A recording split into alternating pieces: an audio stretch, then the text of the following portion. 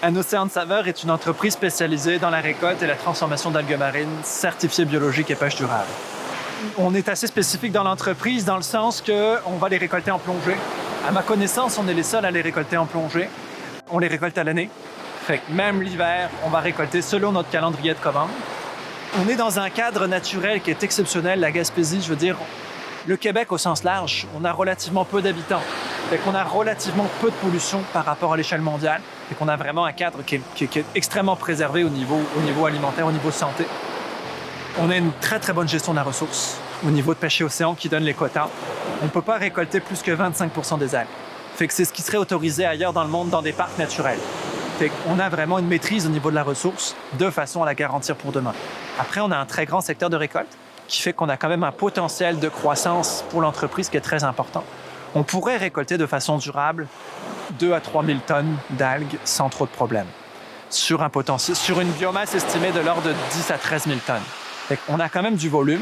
90 à 95% du volume d'algues mondial vient de Chine. Il y a une grosse majorité qui vient encore d'Asie, après du Japon, puis de secteur-ci, donc de l'Asie. Il y en a qui vient un peu d'Europe, il y en a qui vient un peu d'Amérique du Nord. Mais globalement, c'est ça, le gros du marché mondial, c'est la Chine. Puis la Chine, leur marché intérieur est énorme aussi. Les algues, au niveau de la Chine, c'est un produit de première nécessité. C'est comme nous le café ou comme nous la farine. Je veux dire, c'est quelque chose qu'on retrouve partout. En fait, il faut considérer que les algues sont à mi-chemin entre un complément alimentaire, un médicament et un légume de mer. Il y a tellement de bienfaits. Légumes, on le comprend tout de suite parce que ça pousse dans la mer, puis c'est quand même une plante. Le côté complément alimentaire, elles sont tellement riches en minéraux, en vitamines, qu'on est presque sur du complément alimentaire.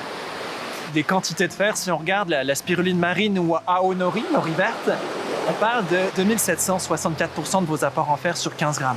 Fait qu'on est sur des valeurs qui sont hors normes. Pourquoi? Elles vivent dans la mer. Fait que par défaut, elles sont plus concentrées en minéraux. Les algues, en fait, on peut les consommer partout, dans tous les plats. En fait, nous, on les broie, par exemple, en flocons, qui fait qu'on peut les mettre comme un assaisonnement partout. Ça peut aller vraiment du cocktail au dessert. Il y a le Gin Saint-Laurent, par exemple, qui met des algues dans son gin. Une pâtisserie, par exemple, ici à Gaspé, Pascal Malo, qui va en mettre dans ses desserts. Nous, à notre niveau, au niveau alimentaire, on a une culture quand même d'en consommer au Québec. Les Autochtones en consommaient. Les Inuits en particulier, c'est documenté. La Wakame en particulier, ils en consommaient. Les anglophones irlandais, entre autres, en consommaient aussi à leur arrivée ici. Le côté dulce nous vient de la consommation de cette algue-là, nous vient de l'Irlande. Donc, on a quand même une consommation au Québec. Ça reste marginal, mais c'était consommé. Ça l'est quand même. On a énormément de kilomètres de côte pour aller atteindre ce volume-là. Ça, c'est la problématique, entre guillemets, parce que la densité sur la largeur de côte est relativement faible. Mais on a du kilomètre qui nous rattrape. La Gaspésie, ça reste qu'on est une région éloignée. Fait que ça augmente les coûts de transport malgré tout. Puis après, il faut des méthodes de conservation des aliments pour pouvoir les expédier au marché. Si on parle d'une algue fraîche, on parle d'une conservation d'à peu près 7 jours, du moment de la récolte jusqu'au client final. En moyenne, si elle a traversé de l'eau douce en surface, elle vient de mourir, c'est 2 à 3 jours. Fait que sur le frais, on est quand même très tributaire du transport. Et l'eau douce va les tuer en surface. Fait que je ne peux pas récolter quand il pleut. Sinon, ça va les tuer. À moins qu'on aille sur du séchage. Et donc, on arrive sur de la longue conservation. Le séchage est intéressant pour de la conservation longue durée. Par contre, tout le monde dans le monde peut nous compétitionner sur le séchage. C'est plus une spécificité. La Chine pourrait envoyer des algues séchées sur le marché du Québec. C'est déjà le cas.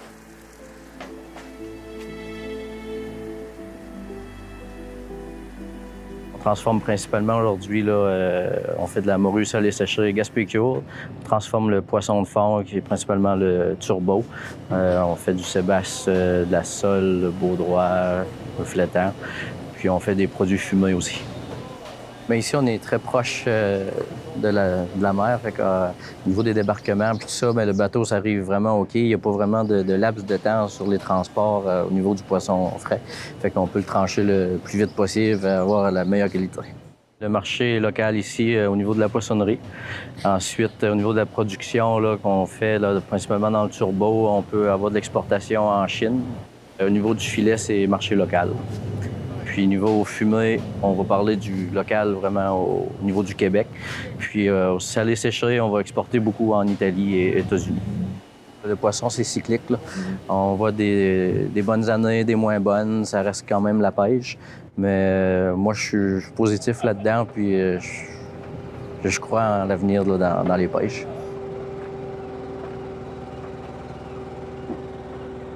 La notion d'être un produit gaspésien est un avantage. Le mot gaspé est très bien reconnu partout à travers le monde.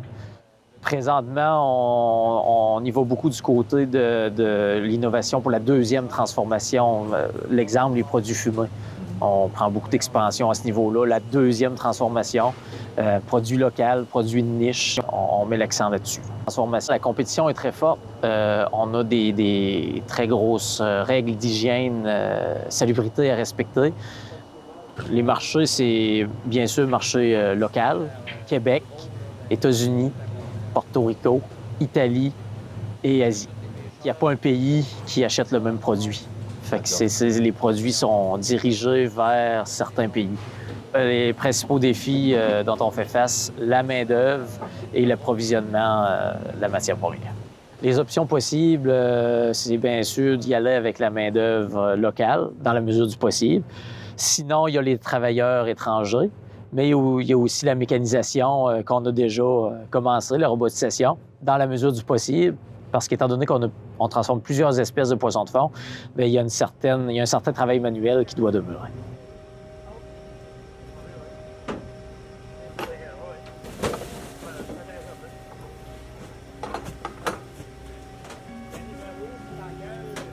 Comme vous pouvez voir, Rivière-au-Nord, c'est le plus gros port de pêche commercial au Québec. Et la crevette nordique, un petit fruit de mer que j'affectionne particulièrement, ça s'appelle pas la crevette de Matane. C'est une appellation qui a été donnée il y a longtemps, justement, faire une marque de commerce qui a très bien fonctionné parce qu'elle est pris et creux dans le cerveau des gens. Mais c'est effectivement la crevette nordique. Je pense que c'est un phénomène comme ça dans notre province. On n'est pas des grands consommateurs. Je dis « on », ça m'exclut. On n'est pas des grands consommateurs de poissons. On n'est pas habitués à manger nos propres ressources. La crevette nordique, on a des gros chiffres qui sont capturés au Québec. C'est en plusieurs millions de livres. C'est principalement exporté dans les pays européens, un peu aux États-Unis, mais quand même une petite partie canadienne, mais majoritairement exporté à l'étranger.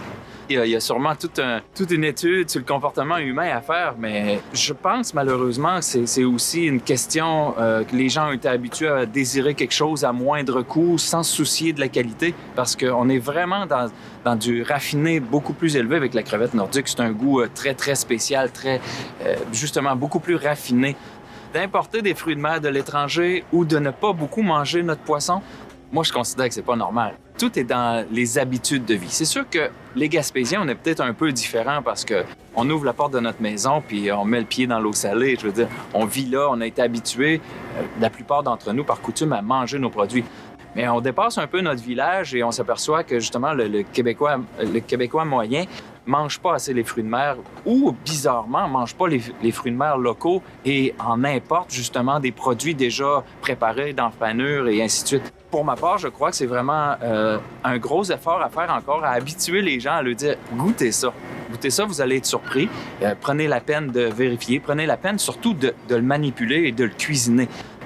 Ici, on fait des quantités, c'est toujours, comme je le dis, en millions de livres qu'on transforme la crevette, mais les gens n'ont jamais beaucoup cuit et décortiqué chez eux à la maison. C'est toute une question de refaire une publicité ou d'habituer les gens. En tout cas, pour ma part, je pense que je suis un bon promoteur parce que j'aime ce produit-là puis j'arrête pas d'en parler aux gens, de l'essayer du moins. Les produits québécois sont particulièrement chers, je crois, comparativement à ce qui vient de l'étranger en grosse quantité, en container, dans des sacs. En tout cas, là, j'ai un préjugé négatif, on voit bien, mais tout ça est à cause que exploiter un produit ici au Québec de façon sauvage telle qu'on le fait, en payant nos employés, en payant bien nos entreprises qui sont des entreprises solides, sécuritaires, en bon état, mais ça coûte cher. Ça coûte cher exploiter une ressource dans un pays qui n'est pas sous-développé, qui n'exploite pas les gens aussi. C'est la raison principale de faire en sorte qu'on ferait manger plus les gens localement du produit local. Est-ce que ça aurait un bon impact sur les prix à la poissonnerie et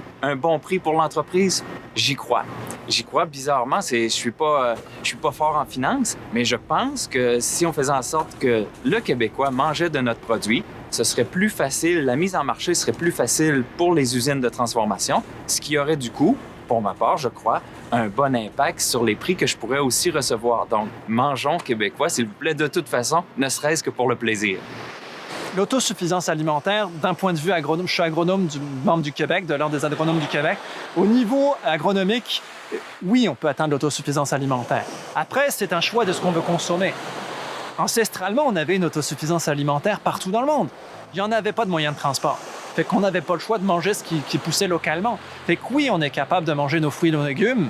Après, ça dépend ce qu'on veut manger. Si on veut manger des tomates en plein hiver, on s'entend que ce ne sera pas des produits du Québec, ou difficilement, ou à pas de prix. Mais on peut manger local. Il faut juste varier en fonction des saisons. C'est quand on est sur des algues séchées, par exemple, on peut les réhydrater à n'importe quel moment de l'année. Moi, je récoltais des algues fraîches pour les restaurateurs de Québec et Montréal en plein hiver. On avait l'auberge Saint-Antoine qui commandait des algues en plein mois de décembre, plein mois de janvier. Fait qu'on peut manger des produits frais locaux de chez nous.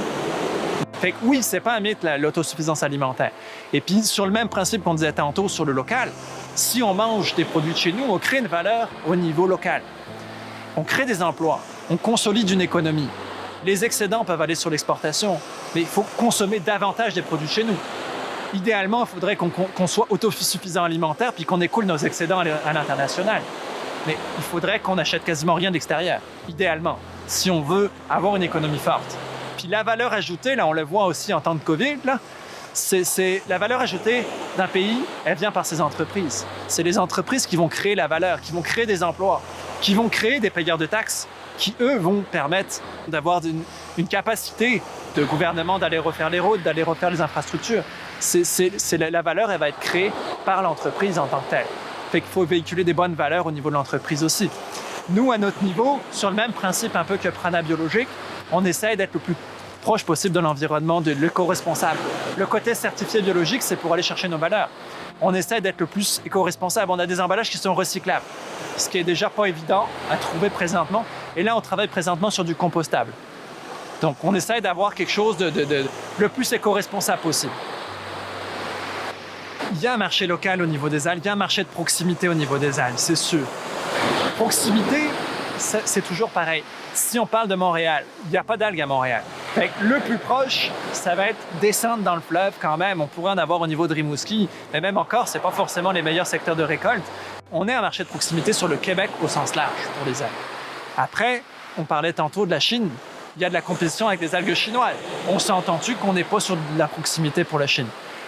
Même au niveau du Canada, l'Est du Canada est producteur d'algues. Si quelqu'un veut acheter des algues en Saskatchewan, ils n'ont pas d'algues. On vend en Saskatchewan. On a des algues qui partent en Saskatchewan. Donc, on est déjà sur de la proximité au sein d'un même pays. C'est une question de proximité puis de valeur de la clientèle. Les gens qui veulent acheter en priorité des produits du Québec ou du Canada vont les acheter. Et puis, de plus en plus, l'Asie ou la Chine a moins bonne presse au niveau environnemental parce qu'il y a énormément de population dans un minimum d'espace donné qui fait que l'impact sur l'environnement est énorme. Fait que même si les Chinois, les Japonais et autres ramassaient tous leurs déchets puis faisaient extrêmement attention au niveau de l'environnement, la surpopulation ferait que l'environnement serait quand même plus pollué que le Québec, même si Montréal nous envoie ses eaux usées.